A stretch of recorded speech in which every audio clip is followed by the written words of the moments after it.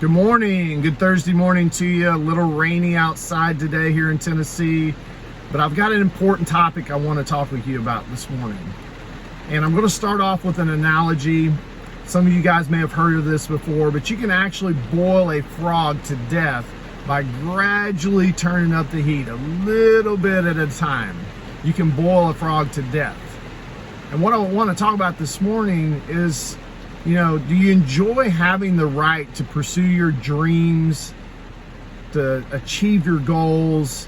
And if you enjoy that right, I want to make people very aware. I was watching the stuff that was taking place in Afghanistan yesterday, and in a blink of an eye, that country has went from their people having a lot more rights than they've ever had to just spinning the clock back 20 years. And a lot of people don't think that that can happen here in America, but I want to let you know that there are leaders in our country, and this is not a political thing, it's not Republican or Democrat. There's people on both sides of the aisle that would love for regular Americans to have less rights than they have right now. And the crazy thing is they're more open about it now than they have ever been. And that's a scary thing to me. And a lot of people are like, well, that's not going to happen here.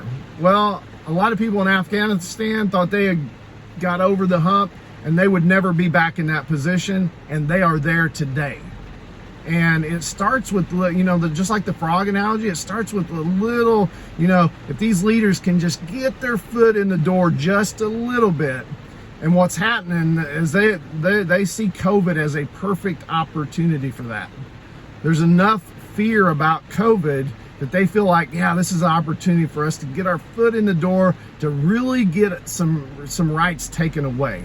And there's a lot of people, because they are scared, are buying into it, going, that would be a great idea if people were forced to get the vaccine, if we're forced to wear the mask. That's a good idea. It may be a good idea just thinking about it, but is it a good idea in relation to our rights? And I think it is a terrible idea. There's a lot of things in the world today that we do on a daily basis that are inherently dangerous to our lives. People are allowed to smoke cigarettes, even though there's been extensive research that it could cause cancer. You're allowed to drive your car down the road every day. There have been millions and millions of people killed in vehicle accidents, yet people get up every day and make the choice to get in a vehicle and go down the road. And you're not only putting your life in danger, but you're actually putting other people's lives in danger if you do something wrong. So I'm all for common sense and doing things right, but I'm all about not taking rights away, even if it's not doing the right thing. I mean, I'll give you a good example. I've been preached at for several years now about people kneeling for the national anthem, that they have the right to do that. And you know what I say? Absolutely. And I'm not for taking that right away. Do I think it's the right thing to do? Do I think it's the right time and place? Absolutely not. Absolutely not. To me, it's like going to a wedding or funeral and doing a protest. You have the right to do it, but it's not the right place or right time, and there's going to be repercussions. Just like Colin Kaepernick that started the kneeling for the national anthem. Does he have the right to do it? Absolutely. Was it the right place, right time? I don't think so. He lost his football career because of it. So, but I want people to be aware, we have to open our eyes and realize a lot of times we get caught up in our busy lives and there's crazy stuff going on in the world. But when it comes time for us to elect leaders, we need to make sure, one thing for sure, that leader is pro-rights. Because this is not a left or right side thing. This is about electing people on both sides of the aisle that are pro-rights. And if we don't do that, we could see ourselves like Afghanistan one day. I really believe that. Because I believe that there's people right now who are empowered and emboldened and think that now's the time to open that door. So like I said, I'm not anti-mask. I'm not anti-vaccine. In fact, if these leaders that are trying to use this as a tool really believe what they're selling, then if you take the vaccine, you're protected. You're protecting other people. If you wear a mask, you're protecting yourself. You're protecting other people.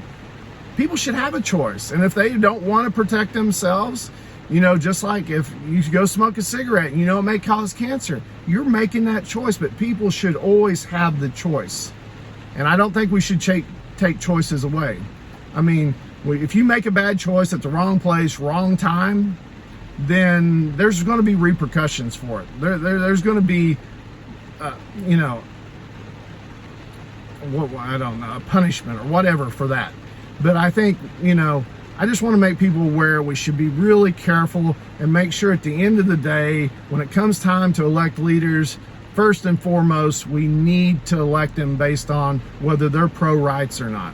And if you're not pro-rights and you think we should have less rights in this country, then you're probably living in the wrong country.